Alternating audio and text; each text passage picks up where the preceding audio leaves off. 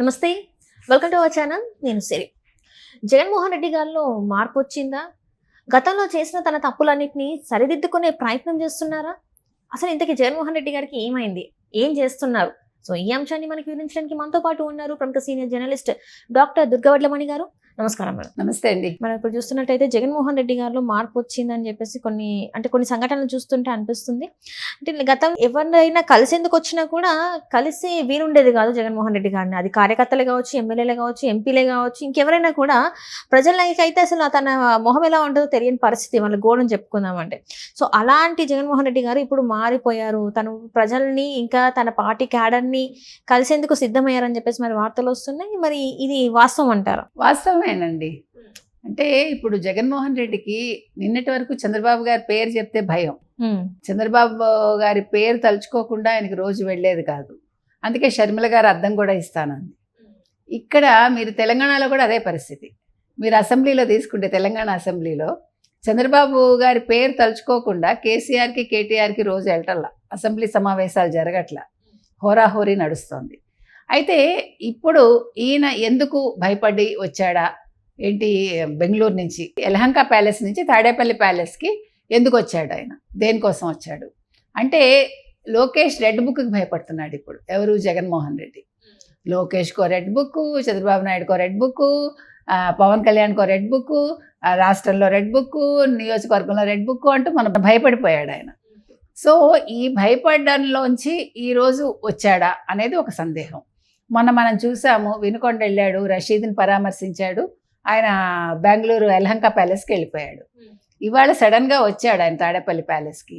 రావడమే కాదు, తాడేపల్లి గేట్లు ఇవాళ తెరుచుకున్నాయి. ఎవరి కోసం? వైసీపీ కార్యకర్తల కోసం.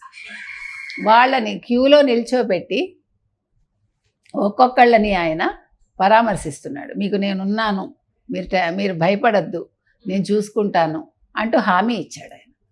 ఇవన్నీ ఎందుకు చేశాడు జగన్మోహన్ రెడ్డి సడన్గా? ఎందుకంటే అంతకుముందు 19కి ముందు ఆయన ఈ పని అంటే ప్రజల్లోకి వెళ్ళి వచ్చాడు. 19 నుంచి 24 వరకు ఎవరిని కలవలేదు, కార్యకర్తలు కాదు, ఈవెన్ ఎమ్మెల్యేలు ఎంపీలు ఎవరిని కలవలేదు. ఆయన కలవకుండా 5 ఏళ్ళు గడిపేశాడు. మీకు గుర్తుంటే కనుకైతే వైఎస్ రాజశేఖర రెడ్డి బతుకున్న కాలంలో ప్రజా దర్బార్ నిర్వహించేవాళ్ళు ఆయన. సో ప్రజలు వచ్చి ఆయనకు అన్నీ చెప్పుకునేవాళ్ళు. ఎక్కడ? ప్రగతి భవన్లో. ఇప్పుడు అంటే అప్పుడు ప్రగతి భవన్లో. ఆ తర్వాత ఆయన రచ్చబండ కార్యక్రమం ప్రారంభిద్దామని వెళ్ళే ఆయన పావురాయగుట్లో ఆయన మాయమైపోయారు. సో ఈయనకు కూడా అందరూ చెప్పారు, మీరు ప్రజా దర్బార్ నిర్వహించండి అంటే అలాగే అన్నాడు, కానీ ఈయన చెయ్యలేదు 5 ఏళ్ల కాలంలో. తర్వాత ఈ రచ్చబండ కూడా వాళ్ళు చెప్పారు, అంటే చేస్తాను, నియోజకవర్గాల్లో కూడా నేను నిర్వహిస్తాను అన్నాడు, కానీ జగన్మోహన్ రెడ్డి చెయ్యలేదు. అయితే ఇప్పుడు ఎందుకు చేస్తున్నాడు ఈయన? ఎందుకు సడన్గా కార్యకర్తలు గుర్తుకొచ్చారు అనేది ఒక ప్రశ్న. ఎందుకు వచ్చారంటే ఇప్పుడు అతను లోకేష్కి భయపడుతున్నాడు ఒక రకంగా, ప్లస్ ఇప్పుడు కేసులకు భయపడుతున్నాడు. అతను కాంగ్రెస్లోకి వెళ్ళాలని చూస్తున్నాడు, అంటే ఇండియా కూటమిలోకి చేరాలని ఎలాగైనా ప్రయత్నిస్తున్నాడు. ఇప్పుడు బీజేపీ దారులన్నీ మూసుకుపోయాయి. బీజేపీకి ఇతను సపోర్ట్ ఇస్తున్నాడు, కానీ బీజేపీకి అవసరం లేదు కదా. ఇప్పుడు ఓ పక్క తెలుగుదేశం ఉంది, ఇంకో పక్క జనసేన ఉంది, బీజేపీకి ఇతను అవసరం లేదు. మరి ఏం చేయాలి? రేపొద్దున కేసులు వస్తాయి, ఎలా తప్పించుకోవాలి? అతను నిజంగా అయోమయంగా ఉన్నాడు జగన్మోహన్ రెడ్డి చెప్పాలంటే. సో ఈ అయోమయంలోంచి ఎలాగైనా ఇండియా కూటమిలో చేరాలని ఢిల్లీ వెళ్ళి ధర్నా చేశాడు. అతని ప్రయత్నాలు అతను చేశాడు. చెల్లి కూడా తిట్టిపోసింది షర్మిల, నీకు సిగ్గు లేదా? సిగ్గు అని తిట్టింది, నువ్వు శాసనసభకు ఎందుకు వెళ్ళవని.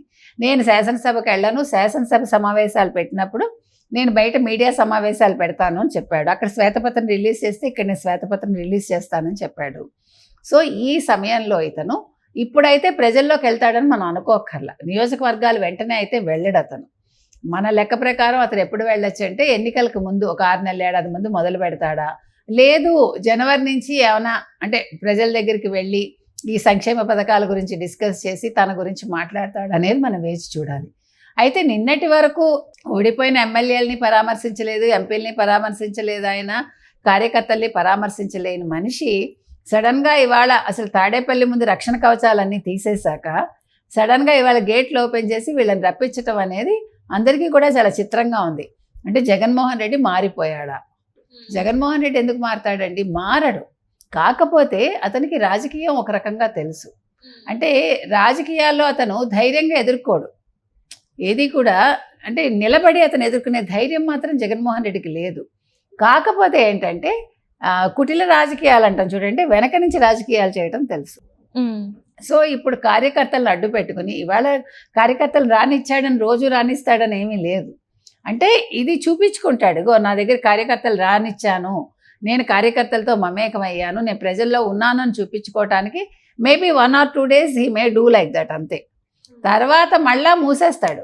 మళ్ళీ ఇప్పుడు ఏం చెప్తున్నారు, వారం 10 రోజులకోసారి ఆయన బెంగళూరు వెళ్ళి ఆయన రాజకీయ వ్యవహారాలు చూసుకుంటాడనే మాట కూడా వచ్చింది మనకి.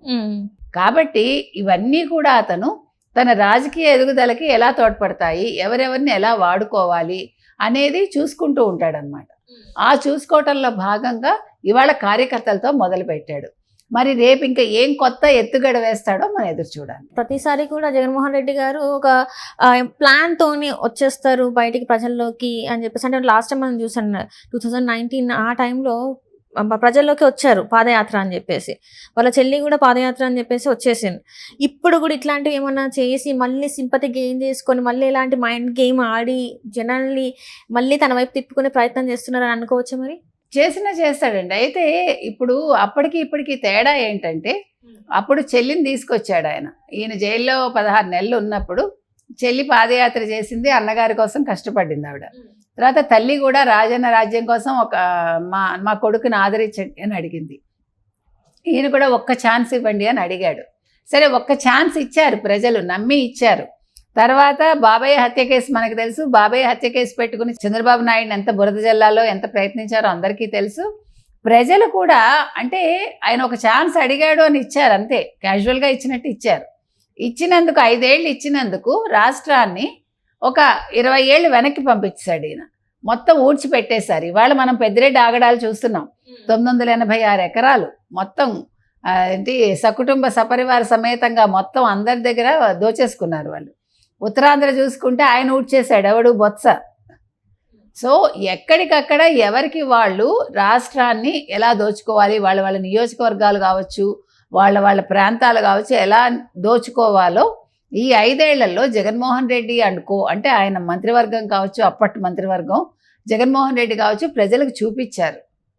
డబ్బు కావచ్చు, మైనింగ్ కావచ్చు, మద్యం కావచ్చు, ఇసుక కావచ్చు, అంటే ఏది కూడా అసలు మనం స్కామ్ చేయటానికి ఏదైనా పనికొస్తుంది, మనం ఏ కుంభకోణాలైనా చెయ్యొచ్చు అనేది ప్రజలకు వీళ్ళు చూపించారు.